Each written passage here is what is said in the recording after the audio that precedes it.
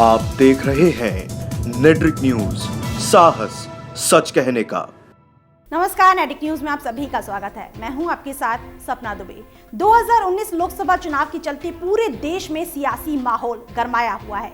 सभी राजनीतिक दल जनता के वोट्स पाने के लिए आए दिन नए नए हथकंडे अपना रहे हैं और एक दूसरे पर वार पलटवार कर रहे हैं। कोई अपने दल को ही यूं बीच में मझधार में छोड़ रहा है तो कोई नई पार्टी का निर्माण करने में लगा है।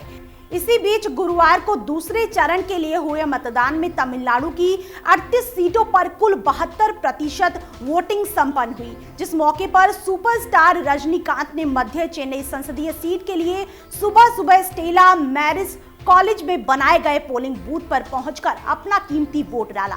ऐसे में तमिलनाडु की राजनीति और मतदान के नतीजों को लेकर शुक्रवार को मीडिया से उनकी चर्चा हुई। इस विषय पर बातचीत के दौरान उन्होंने एक ऐसा खुलासा किया जिससे तमिलनाडु की राजनीति का समीकरण पूरी तरह से बदल सकता है। दरअसल अपने घर के बाहर मीडिया के सवालों का जवाब देते हुए उन्होंने कहा है कि वो अगला विधानसभा चुनाव लड़ेंगे। उनका कहना था कि विधानसभा चुनाव की जब भी घोषणा होगी वो पूरी तरह से चुनाव लड़ने के लिए तैयार रहेंगे।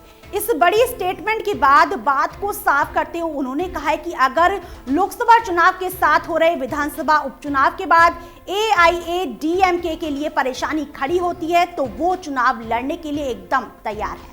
उन्होंने साफ साफ शब्दों में कहा है कि वो चुनावी युद्ध में दो हाथ करने के लिए तैयार हैं और इस बारे में वो 23 मई को चुनावी नतीजे आने के बाद फैसला लेंगे। मोदी के एक बार फिर से प्रधानमंत्री बनने के सवाल पर सुपरस्टार ने कहा है कि इसके लिए हमें 23 मई का इंतजार करना होगा। आपको बता दें कि 18 अप्रैल को दूसरे चरण के तहत तमिलनाडु में 38 लोकसभा सीटों के लिए हुए मतदान के साथ साथ 18 विधानसभा सीटों पर उपचुनाव के लिए भी मतदान हुआ है। देखा जाए तो 18 विधानसभा सीटों पर उपचुनाव के तहत पड़े वोट बेहद महत्व रखते हैं। अगर इन सीटों पर सत्ताधारी AIADM की हार हो जाती है तो राज्य में उसकी सरकार पर गाज गिरने के साथ बड़ा संकट आ सकता है।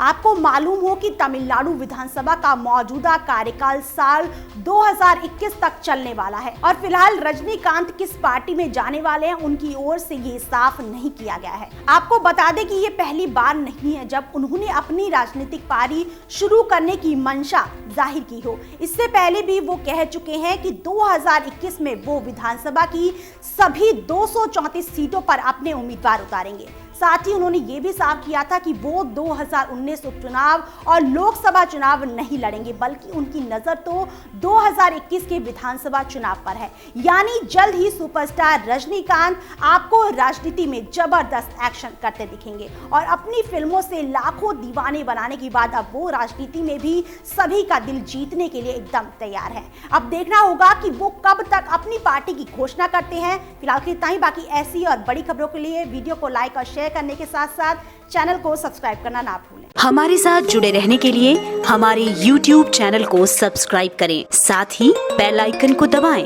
नेट्रिक न्यूज की खबरें सबसे पहले देखने के लिए।